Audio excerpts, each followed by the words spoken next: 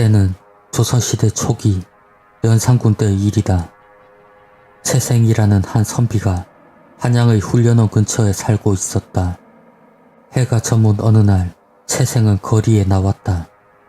밤거리에는 행인이 드물었고 구름 사이로 비치는 달은 은은하였다.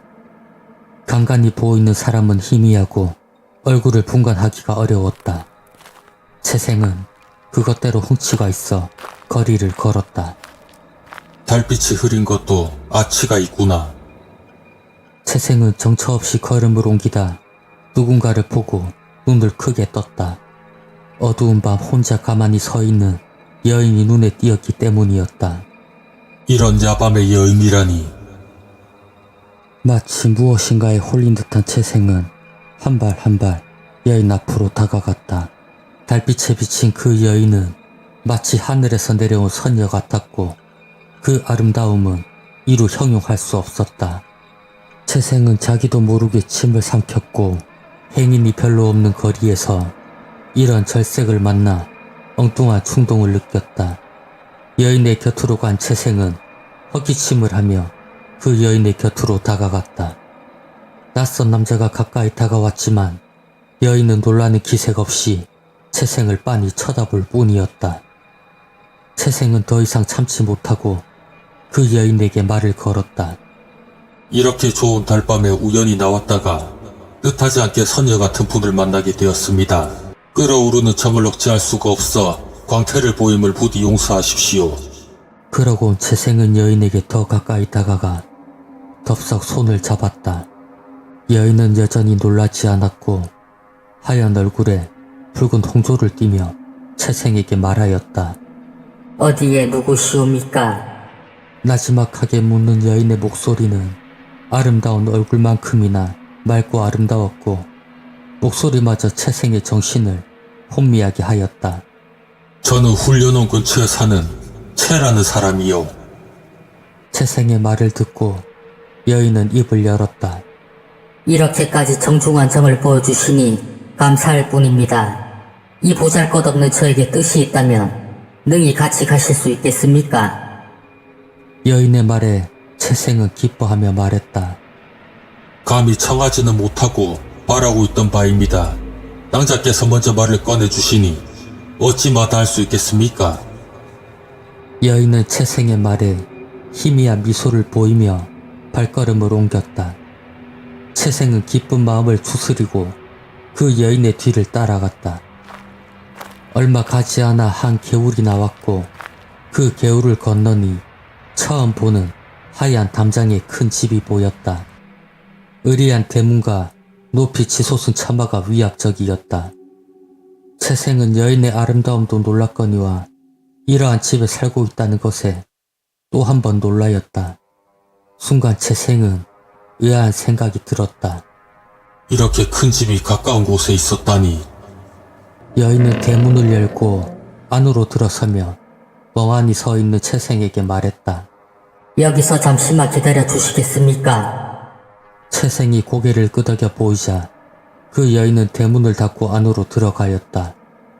여인이 들어간 뒤 채생은 대문 앞을 서성이며 마음을 진정하기 위해 애를 썼다.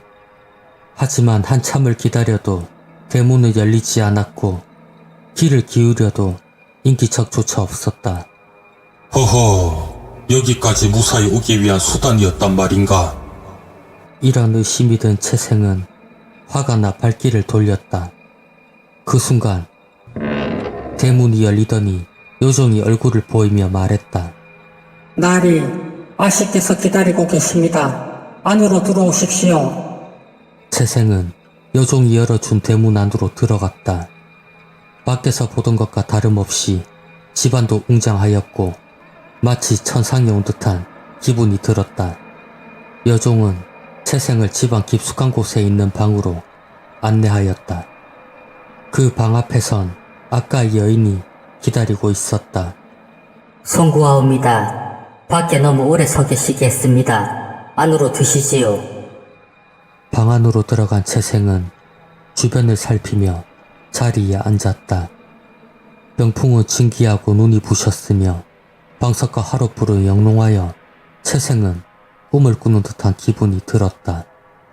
잠시 후 여종이 술상을 차려왔다. 그릇 또한 모두 옥으로 깎은 듯하였고 담긴 음식들도 처음 보는 진귀한 산의 진미들이었다. 여인은 술을 따라 권하고 나서 서서히 입을 열었다. 이 몸은 팔자가 기박하여 어려서 부모를 잃고 출가도 못하여 유모를 의지하며 살아왔습니다. 오늘은 적적한 차에 거리에 잠시 나갔답니다. 달빛에 취해 걷던 중 함께 나갔던 유모를 잃고 당황하였습니다. 그러던 중에 마침 군자를 만나서 정중한 정을 듣게 되어 저도 모르게 법도를 어기게 되었습니다. 만일 군자께서 마다하지 않으신다면 오늘 밤 모시고자 합니다. 채생은 너무나 기뻐 말문이 막힐 지경이었다. 그저 고개를 끄덕이며 술잔을 기울였다.